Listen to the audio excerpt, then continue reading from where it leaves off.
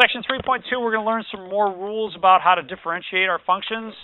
And more or less, this is going to be a nice convenience for us, especially compared to doing things the way we did in Section 2.8. Now, we're going to start out with this polynomial, which is a product of a couple binomials. And when you FOIL it all out, you get something like this. This is something we should be able to find the derivative of, right? We practiced rules like this in Section 3.1, so let's calculate P prime. It's going to be what? 42. You're supposed to make me look good here, right? We're 42x to the 6. Good. 116 x to the third plus 35. Now, the unfortunate thing about this is that it's so tempting to want to do it a different way. I mean, in your heart, you're just like, oh, well, I'll take the derivative of this times the derivative of this, right? That should work. Let's see if it does. If I differentiate it inside here, what would that be? 12x to the third plus 7. If I differentiate inside here, it's just 6x squared. And when I multiply this out, let's see, this is going to be 72x to the fifth plus 42x squared. Are these the same? Yeah, I like that. Not even close. Not even close. And what that's saying is that we're going to have to differentiate stuff like this somehow different if we're expecting to get the right answer. This is the right answer, assuming I've done my algebra okay. But don't count on that. I was never very good at algebra. In any case, we need what's called the product rule. And the product rule is on your handout. And it's kind of summarized like this. Let me give you a different spin on it. I mean, here's one form of the product rule. Here's another form. This one might be a little bit more user-friendly. So you've got two functions, f times g. And you want to find the derivative. That's what that little hash is out there. So to find the derivative of the product, it's the derivative of the first times the second plus the derivative of the second times the first. So f prime g plus g prime f. That's your product rule. What it is not, what you cannot do, at least if you want to get the right answer, you can't do f prime times g prime. That just doesn't work. So let's practice a few problems with the product rule.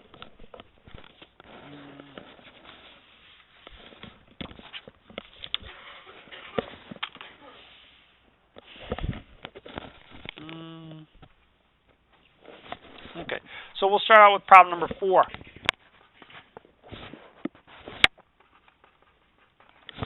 G of x is x plus the square root of x, x plus 2 square roots of x times e to the x. Now, I know a lot of you want to distribute this right away. Distributing is really not going to save us any time. It actually is going to make it a little bit more of a pain than it would be otherwise. So we'll consider this our first function, and this is our second function. So we'll call that f, we'll call that g. And eventually, to find the derivative, to find g prime of x, I need to take the derivative of this times this plus the derivative of this times this. So let's see about both of those. It might help us in one regard to rewrite this function. X plus 2 times x to the 1/2 times e to the x. And the reason for that is because now we can use our power rule to differentiate that term. So I want f prime g plus g prime f. Let's take a look at the derivative of the first one. What's the derivative of this? Derivative of x, 1, plus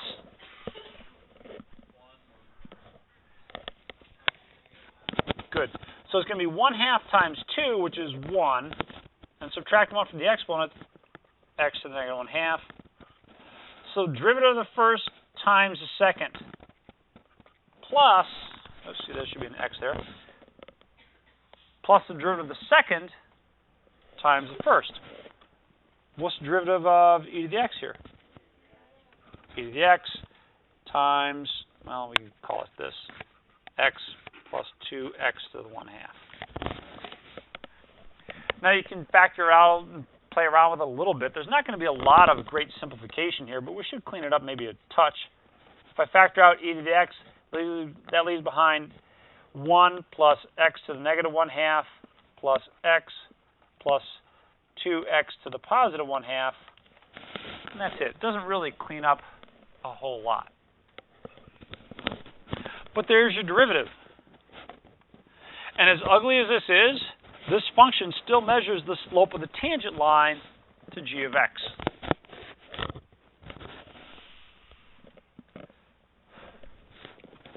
Okay, let's try another one similar to that one. Sure. Yeah, there's not much more we can do. I mean, if this was, say, x to the positive 1/2, then I could combine like terms. But they're really only asking for the derivative here. So that's as far as we need to go on this one. Well, thanks for asking. Anything else on problem number 4? Let me try and organize this for us a little bit more as we do problem number 20.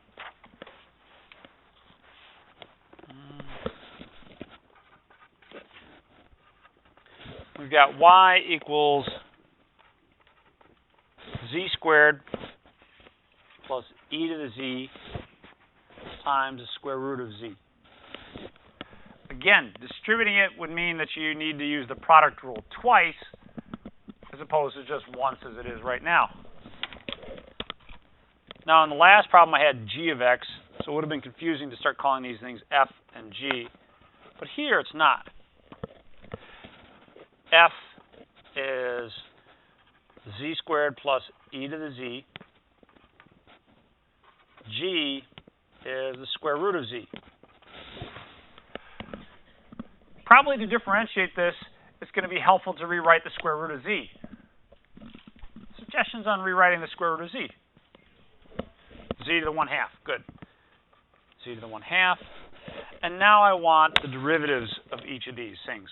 So I want f prime and I want g prime.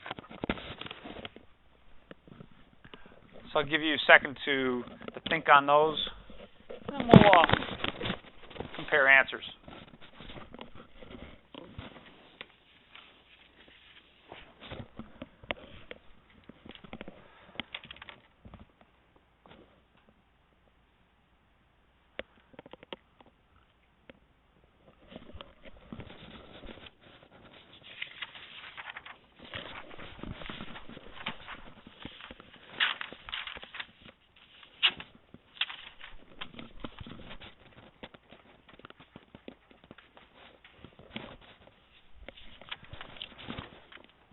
For those of you not familiar with this and not familiar with me recording, a lot of times I'll do this manual pause.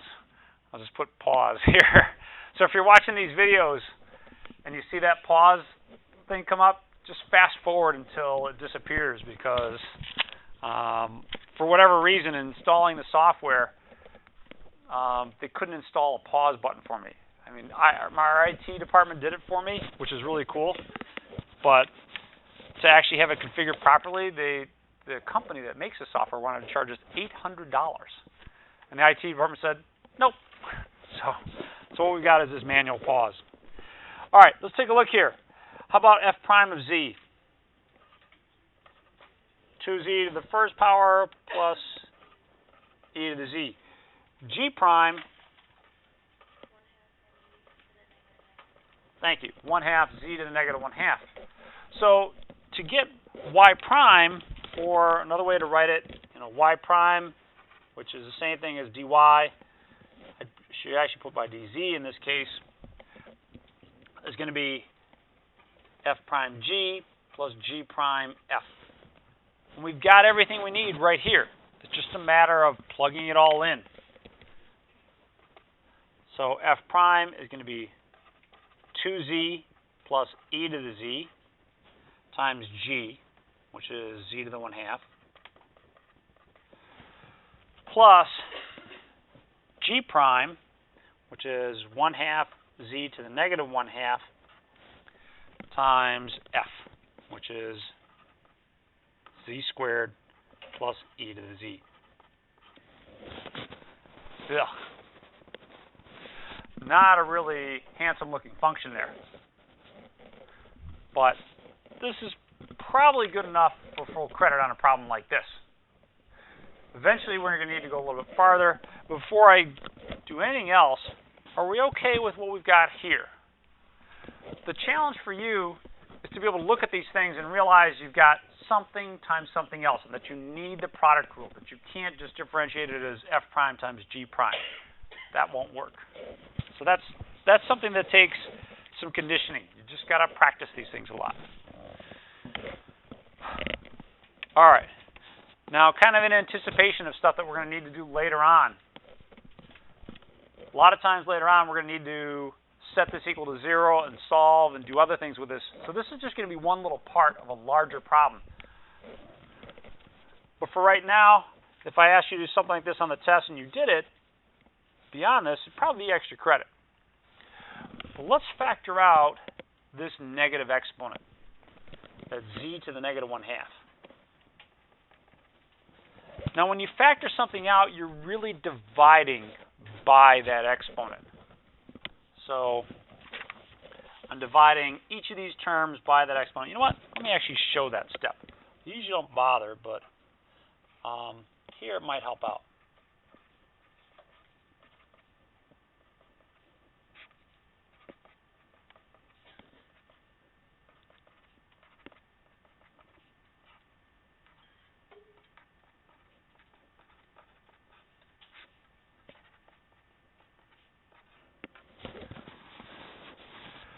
So notice that if I multiplied this times this plus this times this, that the z to the negative 1/2 would cancel out, right?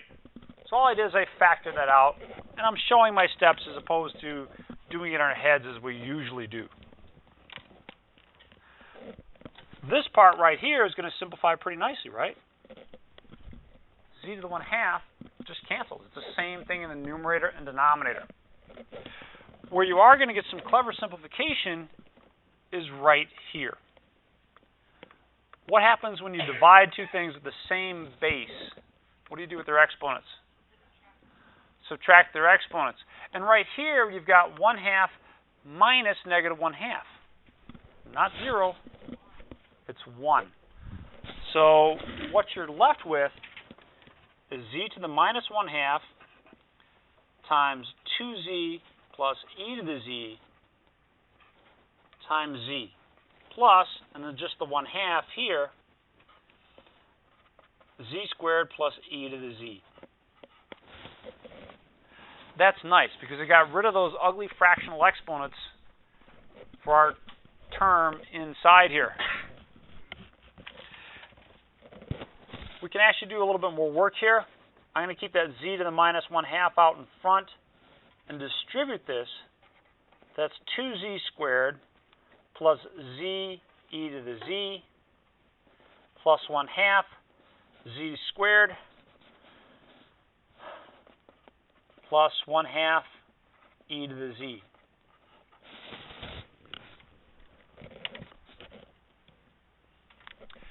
Well, those are like terms. So just add the coefficients.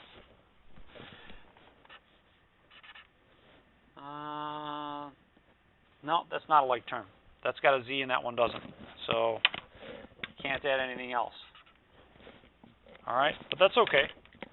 Overall, you get z to the negative 1/2, and it's going to be 5/2 z squared plus z e to the z plus 1/2 e to the z. Okay, so a lot of that's just some messy algebra that comes after the derivative. That's okay. It was worth going through it at least once. so that you've got it down. Eventually, we're going to be working with the derivatives, trying to set them equal to 0 to try and find where a function is increasing or decreasing, find out where it has a minimum or maximum. So we will need to work through that stuff. For now, at least get here. At least use the product rule. So anything on question 20? Nothing? Okay. Let's try problem number 28. Wow. I don't know about you, but that took up a whole page for me.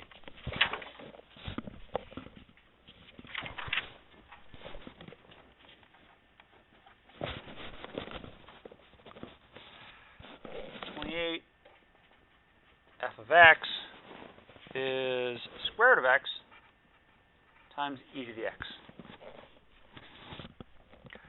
And they ask us for two things. They ask us to find f prime of x and f double prime of x. And the really cool news is that you get to use the product rule twice. You get to use it multiple times, which is really a bonus for this problem. So, yeah. Now, would it be confusing if even though this is called f of x, if I call that f and g? I mean, I kind of like organizing our work that way. You can call it, you can use u and v. This is an alternative formation of that same thing. You can call this one, maybe that'd be easier for this one. Call this u and v. So u equals the square root of x. V is e to the x. I'll rewrite that as x to the 1/2 like we did before. I want u prime and v prime.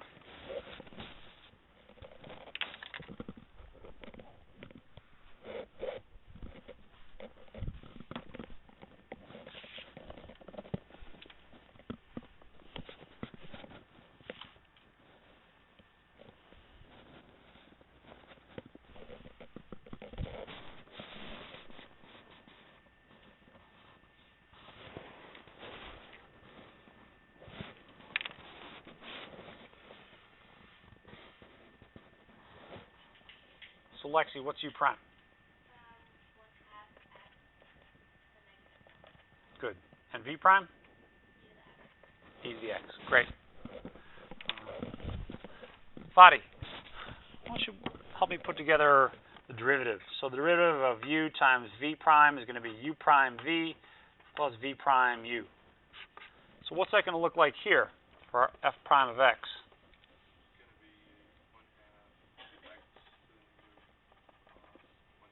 Mm-hmm. Good.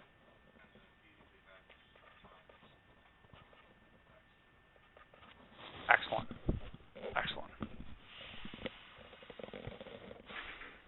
It's probably not a bad idea to clean this one up a little bit. At the very least, you might want to factor out e to the x. So if you factored out just e to the x, you'd be left with e to the x times 1/2 x to the negative 1/2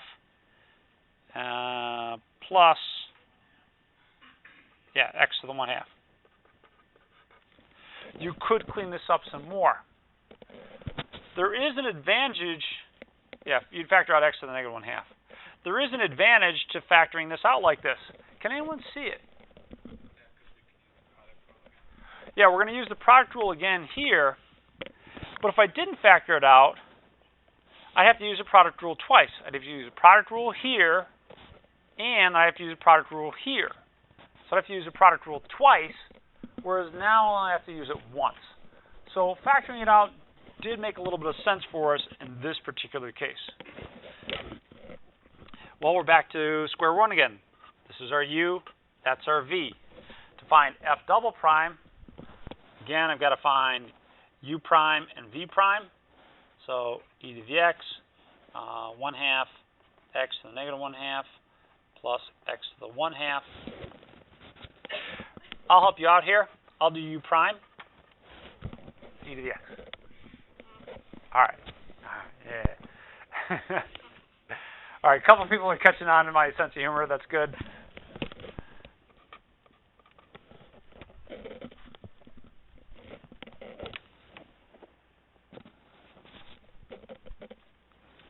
Here's our pause button again.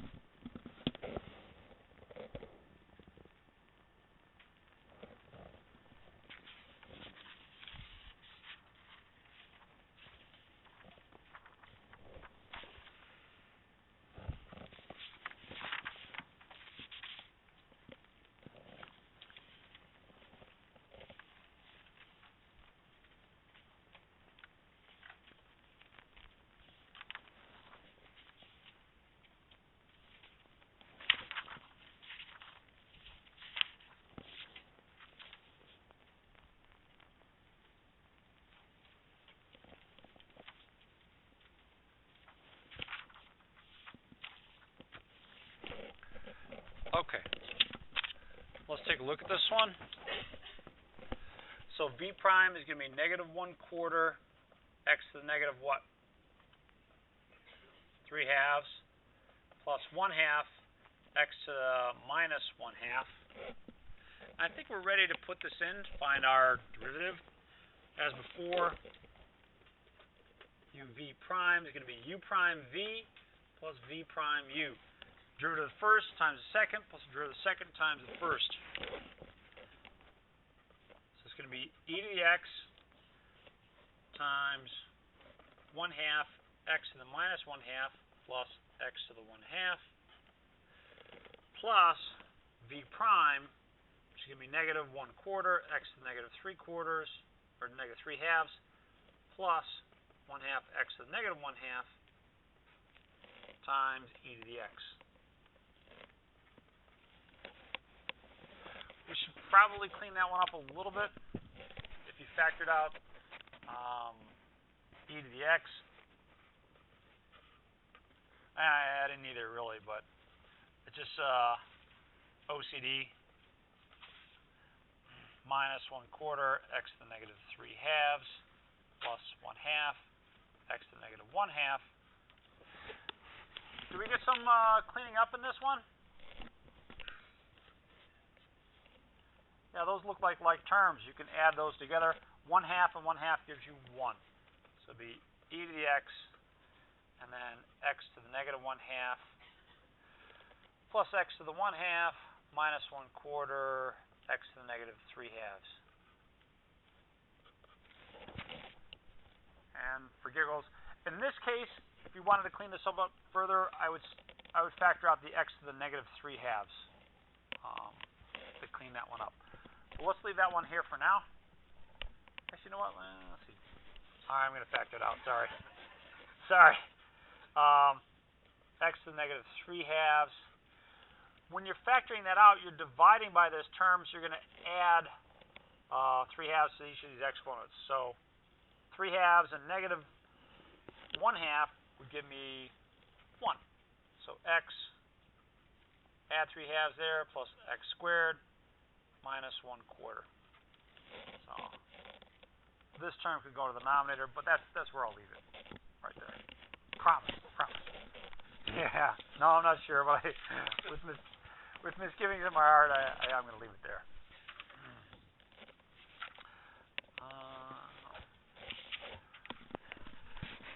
All right. Any thoughts there on problem 28? Kind of a cutesy one. Yeah. Kind of a cutesy one we're going to follow that up with is problem number 52. Kind of a quick one. 52A to be specific. We're good on that one? So problem 52A gives us this function, y equals x squared times f of x. And they ask us for the derivative here. And the reason this is kind of a cutesy problem is because it asks you to use the product rule. but I think you'll kind of like part of this because it's not too bad. Sometimes, but in this case, no. It's just some random function of x. So we get u and v, x squared and f of x. Can anyone fill in what u prime and v prime would be? U prime, I think, should be pretty solid. What's u prime going to equal? 2x. Thank you. 2x. Anyone for v prime? Yeah, f prime of x. Cool. So the derivative to y by dx, well, I need u prime v plus v prime u. And I've got everything here, right? U prime is 2x times v, which is f of x, plus v prime, which is f prime of x, times u, which is x squared. And even though the OCD in me wants to factor out the x, we're just going to leave it here, okay? All right, there we go. That's it. All there is to that one.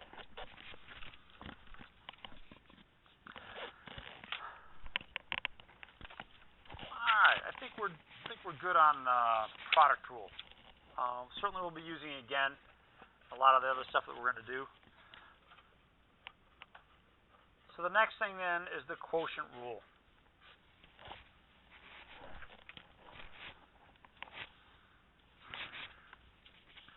The quotient rule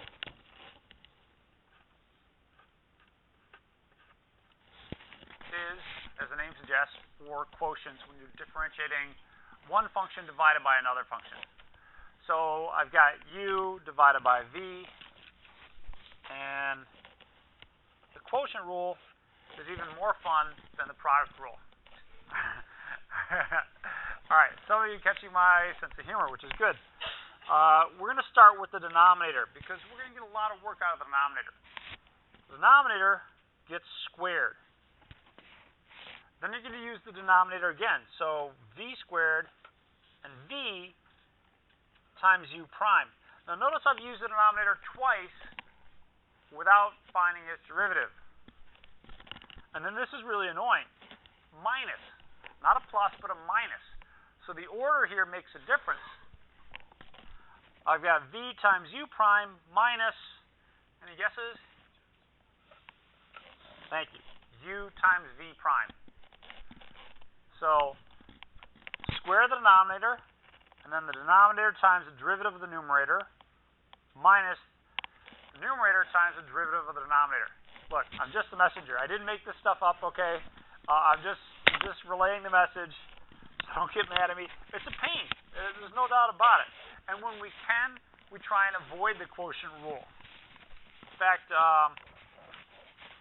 one of the problems I have picked out, problem number 2, we might go back and do it 2 different ways. But for starters, let's start with a friendly one. Problem number 8. Let me get that one out here for you. Problem number 8, g of x is x squared minus 2 over 2x plus 1.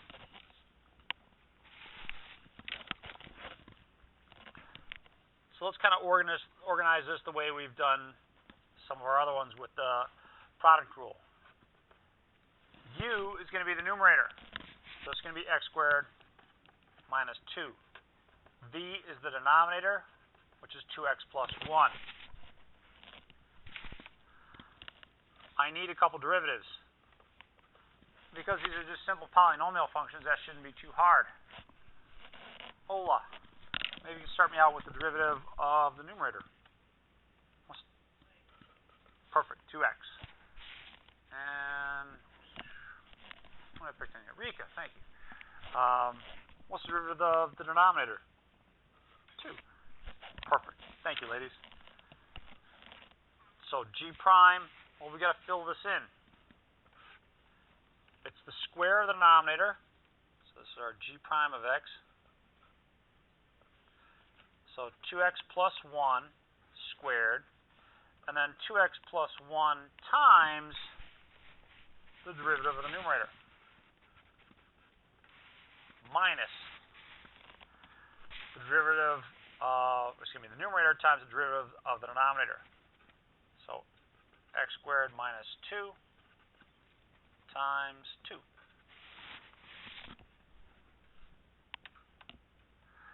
That's the bulk of the points. If this is a 5-point problem, you'd probably get like 3 right here. There are a couple points that you're going to need to get by simplifying this a little bit. So let's clean this up. But as far as the rest of this is concerned, let's see, we had v squared, v times u prime, minus u times v prime. So that's looking good. How's the rest of this going to look? Well, if I square that out, or if I multiply that out, that's going to be 4x squared plus 2x. And here I'm going to distribute the negative 2. So minus 2x squared, and minus 2 times 2 would be plus 4.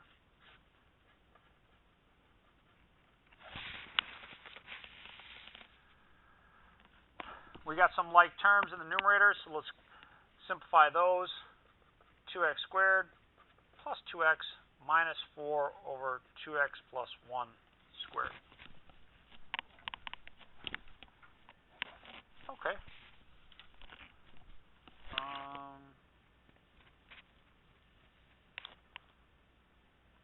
Doesn't look right. Plus 4.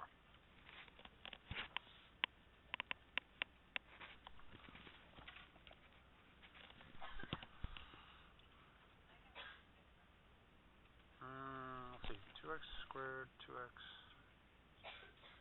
minus 2x squared plus 4.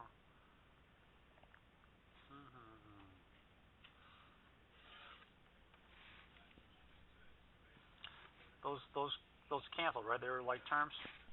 All right. So feel a little bit uneasy about this for some reason. Let me show you something. Now I think that you should have the answers in the back of the book. And of course, this is not something you can do on the test. But if you're at home and you're like, I don't get it. Wolfram Alpha is a website you can go to check some of these things. It does amazing things. I mean, you type in just like about anything, you'll be able to figure it out. But if I wanted to say the derivative, say d by dx of, now I got to type in this equation, parentheses around the numerator, x squared minus 2 divided by parentheses around the denominator, 2x plus 1, 2 sets of closing parentheses, bam. Let's see how it does. Yeah. Okay. So what it did, it factored out the 2 there for us. Okay. Big deal. I'm not worried about factoring out the 2. That is right. How are we looking on problem number 8 there? The quotient rule needs some practice. So we're going to do a few more here. Let's try problem number 16.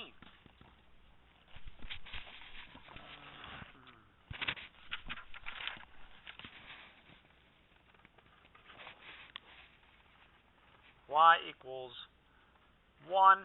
You know, the problem in the book has it written with t's. I'm going to write it with x's.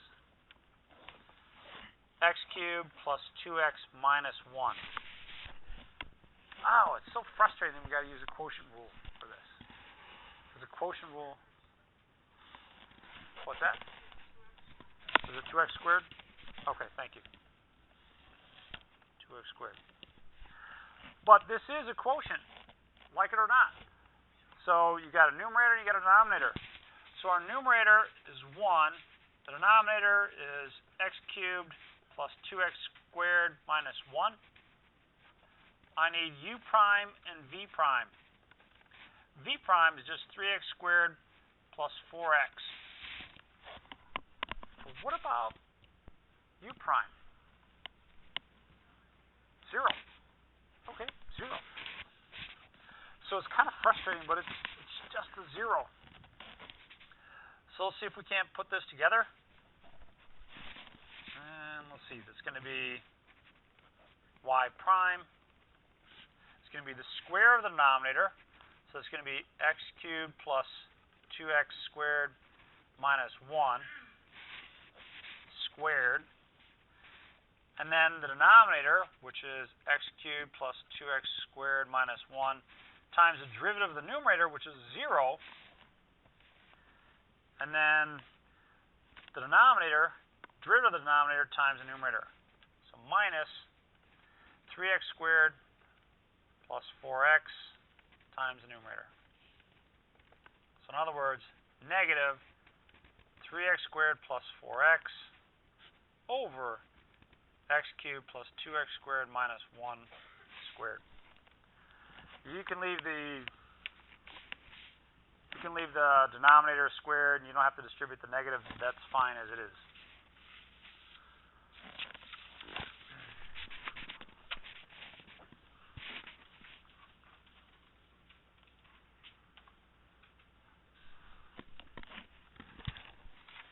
Okay. Anything more on problem 16? Let's do problem 19. I call it problem 19-ish. Change it a little bit from your homework. So,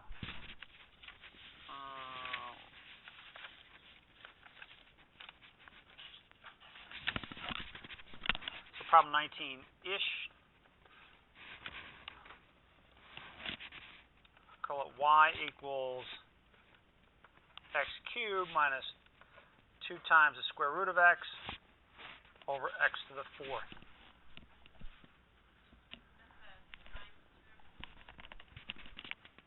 It's minus 2 times the square root of x. As it stands, you'd have to use the quotient rule for this one, wouldn't you? And I don't know, we've only done 2 examples with the quotient rule, but I'm not feeling a whole lot of love for the quotient rule. The quotient rule is just a pain. Even for your instructor, I kind of avoid the quotient rule when I can. And you can avoid the quotient rule in this one. Does anyone see how?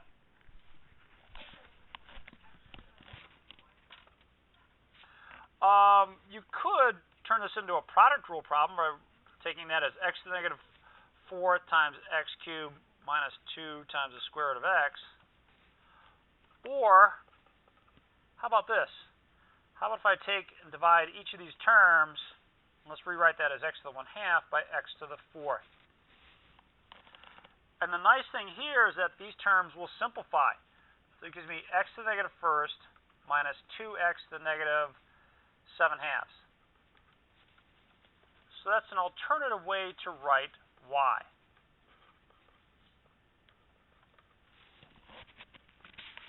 If you did it this way, you could do the product rule, which would be a little bit easier, but I'm thinking that this is probably a lot easier down here, right? So, look, I'm not going to penalize you for being smart about these things. I encourage you to think outside the box a little bit and make your life easier. Y prime in this case would be negative x to the negative what power?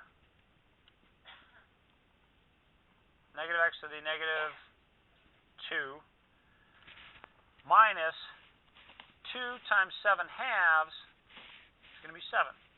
And a minus times a minus is going to be a plus. Plus 7x to the negative 9/2. So a lot friendlier than using the quotient rule. We could spend about 10 minutes doing it with the quotient rule, but it would eventually simplify down to something like this. So much better off here. All right, I'm going to have to do this one in this video in 2 parts. So let me break this up here, and I'll see you back in about 7 minutes.